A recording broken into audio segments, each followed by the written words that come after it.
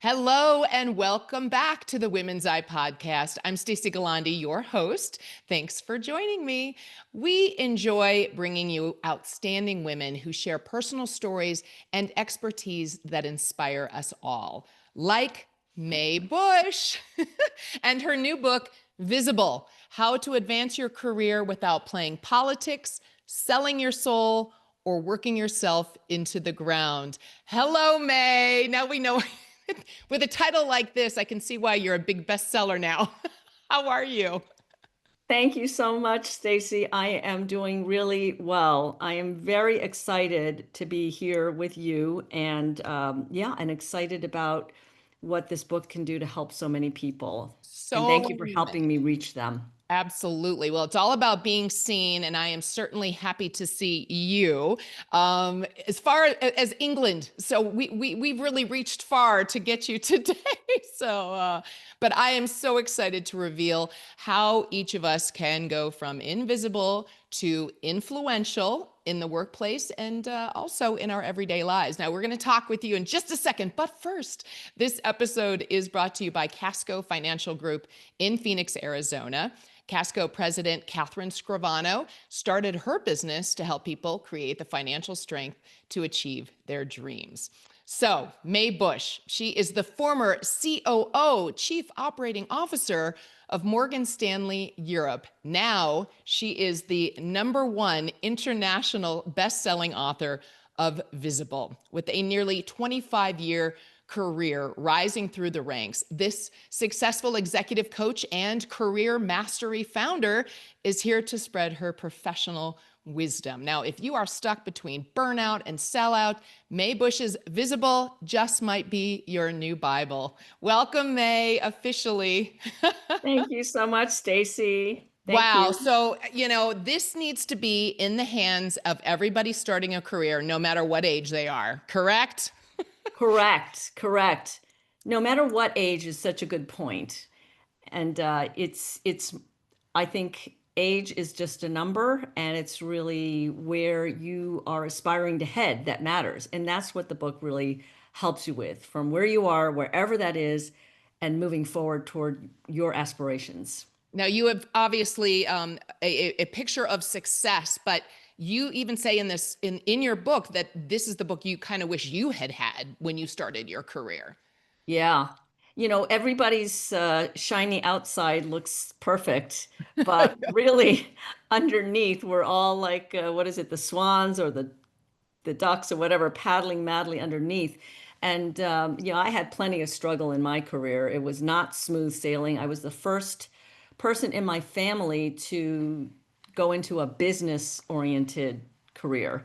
Yes, My you came from family's doctors and attorneys. academics, Yeah. yep, and public servants. Nobody was going into the competitive, cutthroat business world.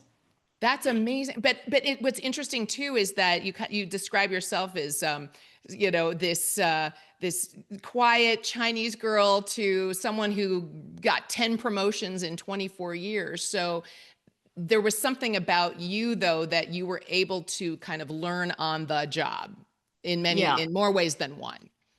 exactly. And I think part of it is because I am motivated by challenge as opposed to wanting to be in finance. I never did. Wanting to be in capital markets, not so much.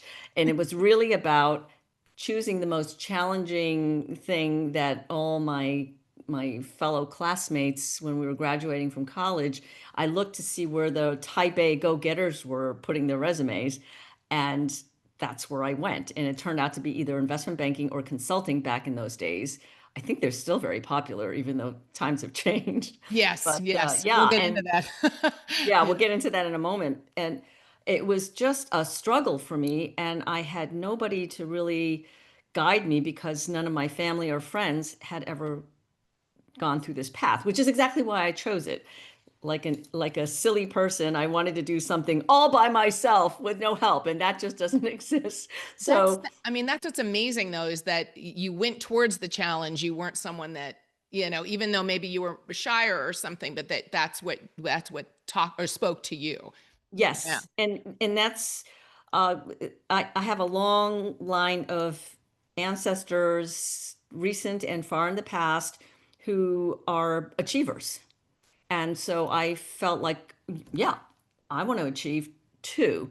And the thing, and that's what helped me to persist. And I had to figure out things mostly the hard way. But because it was so hard for me, I had to learn how to do it.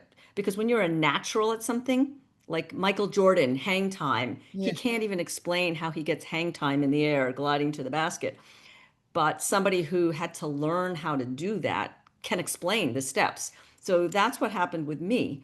I just took good notes, and now I feel like it is my opportunity and maybe even my responsibility and my mission to take all of the things I learned the hard way and share it in a way that others can use it and struggle less than I did. What's interesting is that I don't know if this applies more to women. Maybe you can speak to that, but why are so many of us invisible? Yeah. So I think there are several things that contribute to this. One of them is that people are moving at 150 miles an hour, and most people aren't thinking about anyone else other than just trying to stay on the bucking bronco that is our lives. Yep. So it's not out of malice, is what I've learned. Most people don't come into work trying to be a bad boss or squash my female team members or any team members. They're just trying to keep it all together themselves. So that means that we need to put ourselves out there and forward. And there's a lot of socialization that, especially for people of certain cultural backgrounds, like Chinese, like I was this nice Chinese girl. You didn't put yourself forward. You just didn't make waves. You worked hard. You did your best, and you kept your head down, and didn't say much.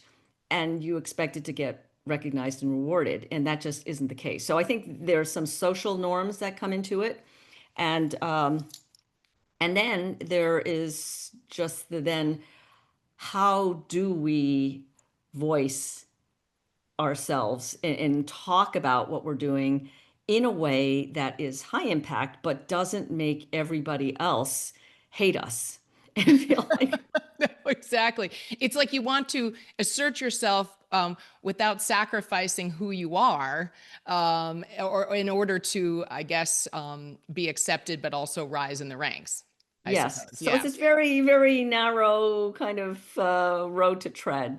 So it's challenging. exactly. But also too, I think your mission with this, with your book, and you can tell me too, because you say it in so many fabulous ways, but it's basically like good guys can finish first. I Yes. love that idea. But also it's like you want to help people have career success. But that's what's so amazing about you, is that you didn't have to write this book, but you really truly want to help other people. Yes. I mean, that's very selfless, you know? Well, whether it's self-full or selfless, it just is. And in fact, I've had to rein myself in. I will, my kids say, Mom, stop talking to strangers. I will just, So, if they no, didn't I ask get for your that. help, stop I see helping. you on that. So But that is the book really is an okay way to do that. So exactly. For you, I mean, I guess is there a perfect combo for someone to really grow, succeed, and lead like you did? Did you figure out what that formula is at some point during your 25-year career? yeah. So first, I don't think anyone's going to do it like I did per se, because I think each of us wants to carve our own path that is unique to us. And I know that's not you. You weren't meaning to imitate me, but I just wanted to be clear about that. And it's about helping each of us to find the way that's authentic to oneself. Yep. And what I learned was there are three myths about careers and development. This is good. And Yep. yep. And the first myth is what we've been taught. Most of us are taught if you put your head down, do great work, deliver results, then you will be rewarded and recognized. After the first couple of years, that just isn't true anymore. In Mm, fact, that's a recipe for being invisible and overlooked. yep. Then they say, ah, but wait, you have to play the game. And that's the second myth. No, you don't have to play the game, because playing the game for many of us sounds slimy, icky, exhausting, and just It's like backstabbing. wrong. Yes, it Yeah. just feels wrong. And so you don't have to do that either. And then the third myth is, oh, well, it's my company or my boss or my management's responsibility to grow my career. No, they're busy. They're distracted. They're worried about their own career or delivering their own quarterly results, whatever they are. So each of us has to take ownership of what we want, because they're not even mind readers. Even if they were trying to help us, it might guide us to the wrong place. And it's So with amazing that the stories that we can put in our head as to, oh, they're not promoting me because of this or that. And it's like you're making up all these things. Yeah. Well, you may or you may not, but yeah, I mean, there may be times when politically somebody else has more clout than your management does, and their person gets promoted. So maybe you didn't make that up. Maybe it is true, but maybe it's not. And maybe either way, it's not helpful to focus on that, because you can't do anything about that. But what you can do something about is everything else that you have control over, which is really largely what the book is about. So with those three myths, we just put a big red X through all of them and say, yeah, there is another way. There is another way forward, which I call the authentic advancement path. And this is something that we each develop for ourselves, because we know what we want, and we are the only ones who can really understand where we need to do some work and where we already have strengths we can leverage. That's great. I want to get into how you've broken the book down into these, excuse me, three pillars.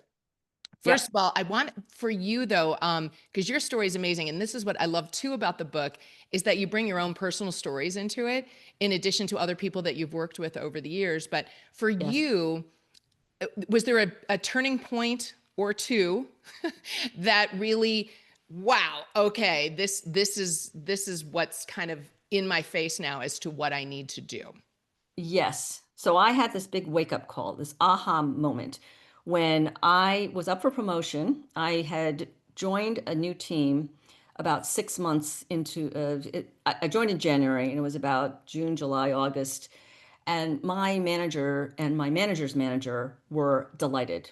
They thought I was knocking the cover off the ball, and they said, we're going to put you up for promotion. I was all excited, but then around November, they came to my desk and said, can we talk to you? We have some bad news. We went to bat for you, but we couldn't get you promoted this year. And they explained that when they put my name forward, most of the senior executives on the committee for promotions didn't even know who I was. Ah, They said, May who? mm, And they said, well, we don't believe that somebody could do so well in just 6 to 9 months, so she can wait a year. So that just was this light bulb moment for me, that it is not enough to deliver great performance. And it's not even enough to have your boss and even your boss's boss backing you. You must have the visibility with these other senior decision makers and influencers in the organization. So that amazing. was the big aha for me. And from that moment on, I realized that I have to figure out how to do that. And those are also some of the things that I put into the book. It's great. There's also that great karaoke story. I was going to say that is the other big moment. So I managed to finally get that promotion we were talking about.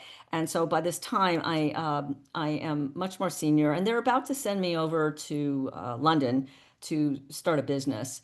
And it was the last Christmas party before I shipped out. And I was working late, and this my office mate comes by and says, "Oh, did you see the memo, May? We're supposed to all sing karaoke for charity. We're going to auction people off to sing certain songs." I said, "Oh gosh, not me.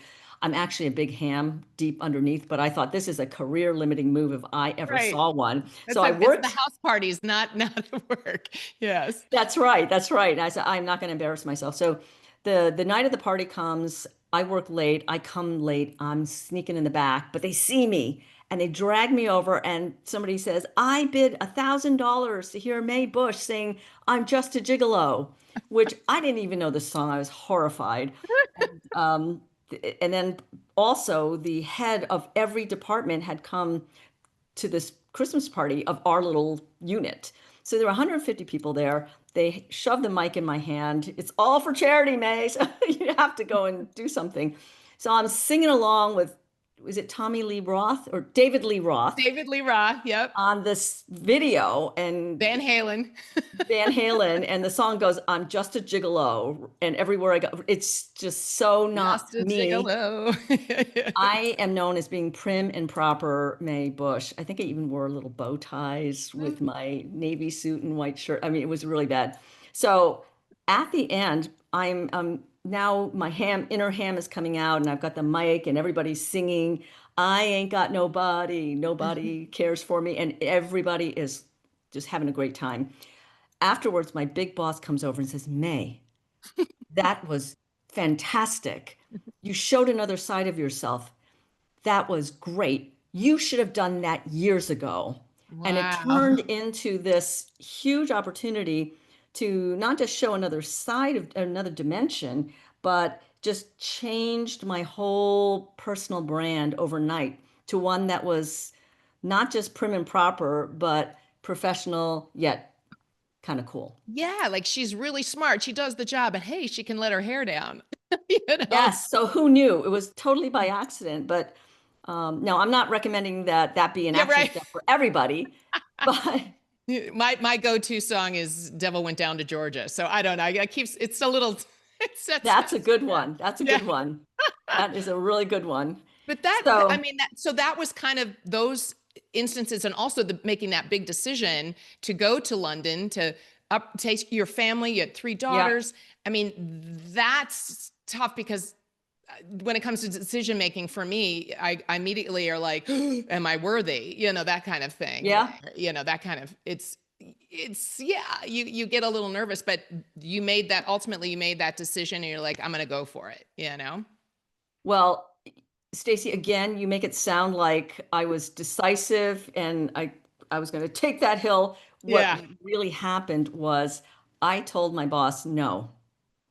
I said, thank you so much, but I've got three little kids. They're 7, 5, and 1. My husband has his job over here. I really couldn't uproot my family. So I Yeah. go home, I tell my husband, and I said, don't worry. I told him no. And he said, you told him no? Are you kidding? But I I'm was about to thinking take about you. I'm about to take a sabbatical. We'd love to go move to London. I think it would be really expanding for the kids, and they're the perfect age to do that. So I had to sheepishly go back and say, you know that London transfer thing? I would like to do it. It was really so funny. But That's yes, amazing. But it because it had to have been extremely scary, you know, yes, and the notion of, you know, can I do this and the responsibility and all those things that come, you know, that come with a decision like that. But I feel like those just fueled you in terms of being able, because in the book you say you did a lot of suffering in your career, which maybe yeah, people would never think that, but ultimately that's what led you to this kind of formula, would you say, these three pillars to yes, what you need yes, to do to be visible? yes. So the whole key is to understand two things. The first thing is to understand that it's not about demonstrating how great you are at performing at your current job. That alone is not enough. What you also must do is demonstrate that you have the potential to be successful at the next level and show that, or have the senior influencers and decision makers understand that or see that spark in you. So that's the first thing you have to understand. So that means you have to figure out, oh, well, how do they see me right now? Who are they in the first place? And how do they perceive me relative to my potential to do more? And am I just a safe pair of hands, or am I seen as somebody who could do much more, maybe lead the unit, lead the department, lead the division, lead the firm one day. Wow.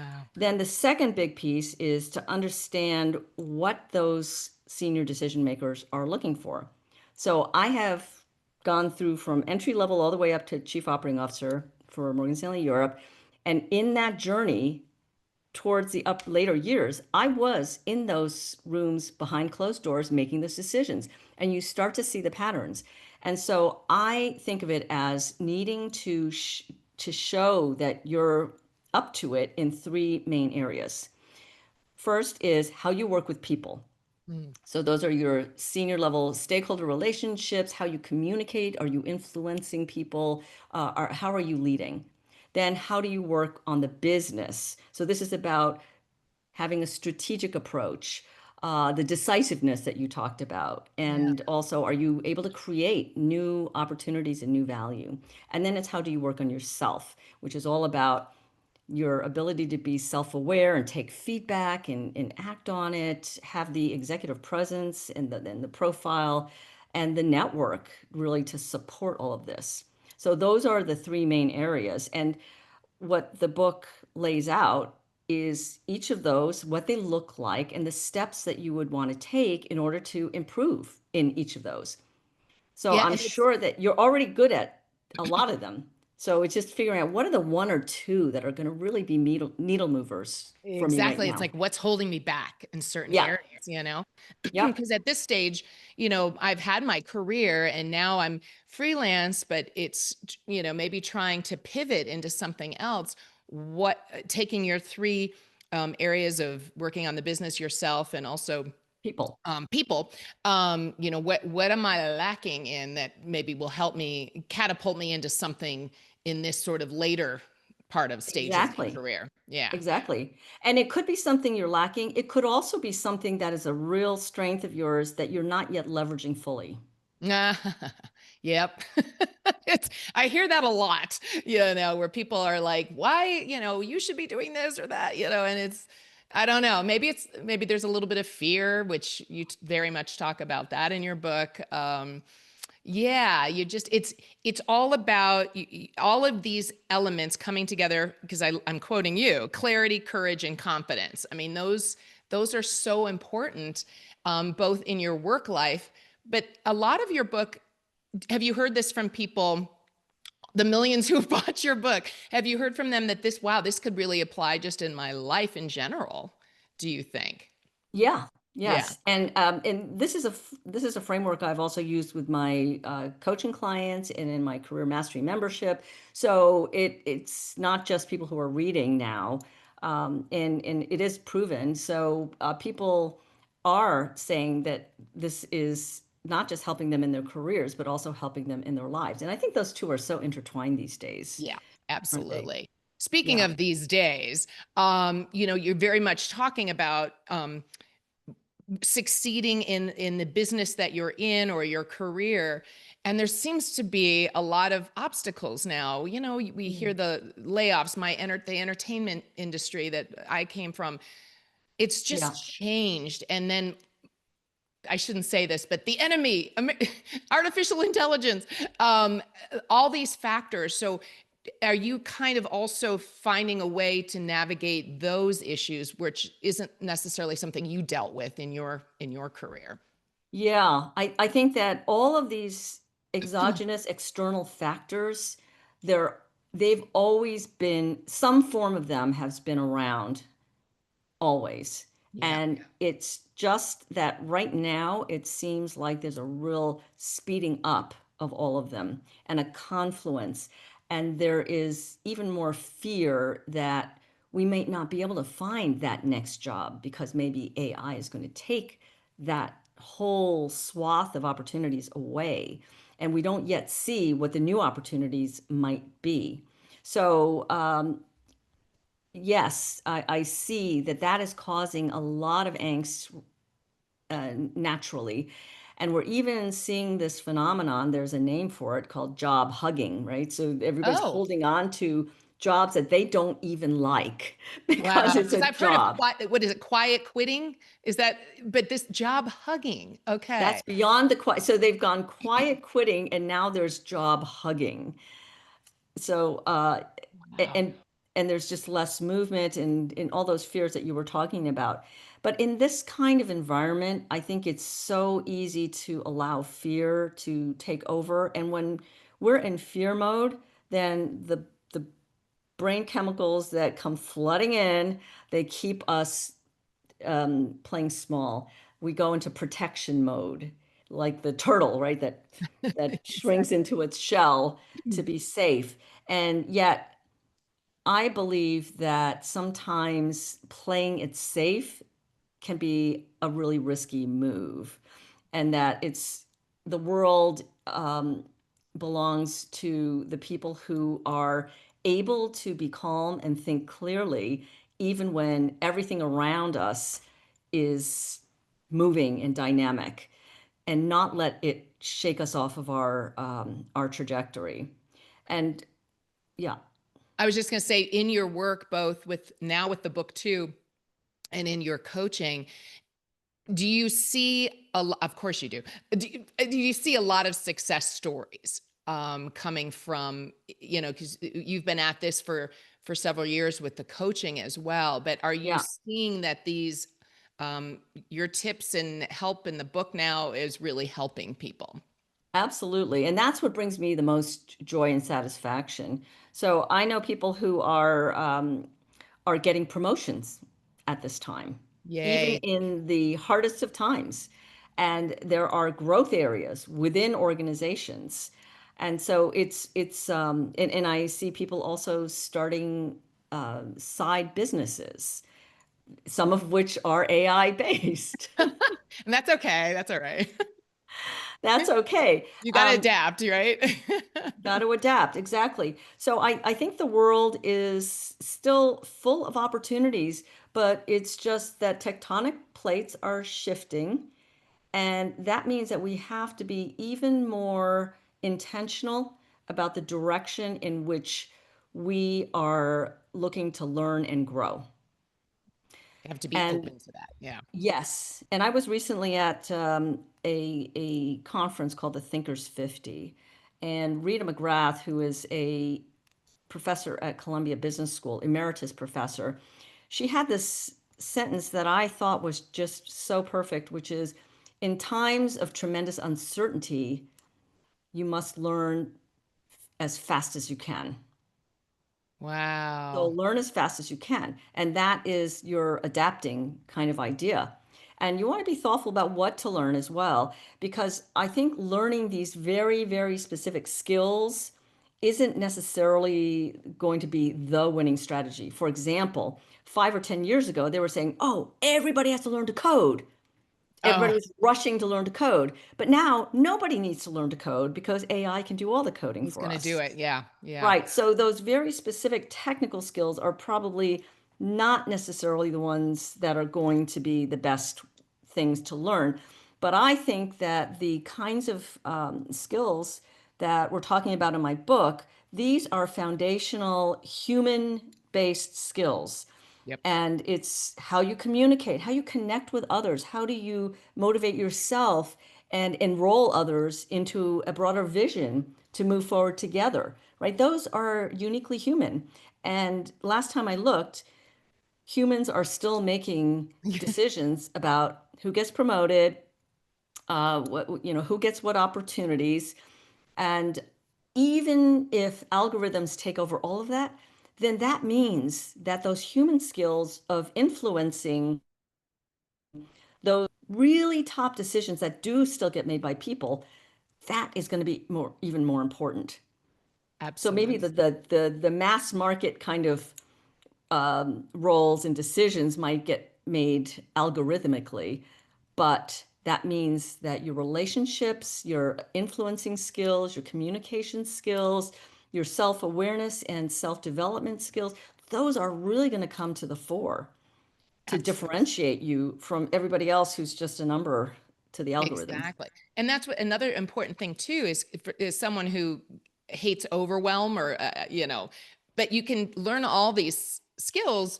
You can focus on one or two at a time, or just focus on one chapter at a time. You don't have to do it all of them all at once. I mean, I Right. think In that's so fact, I specifically say, please don't do all of them important. all at once, Yeah. because you can't.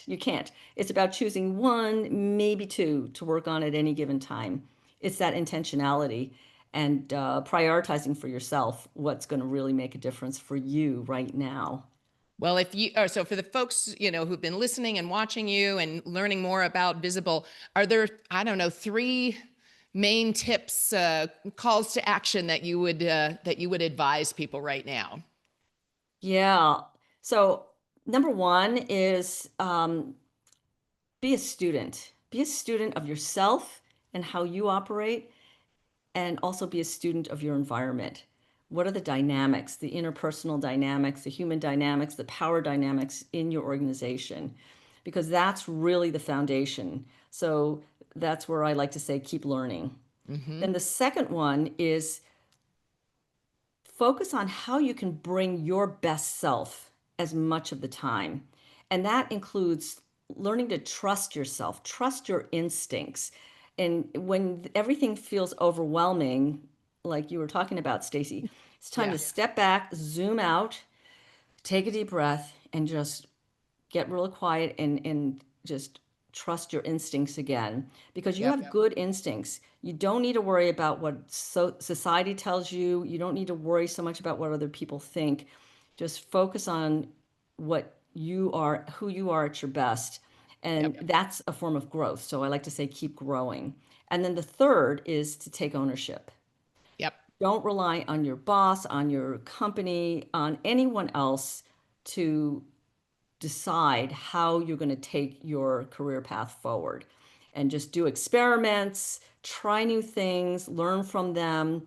And this is where I say, keep going. So, Yeah.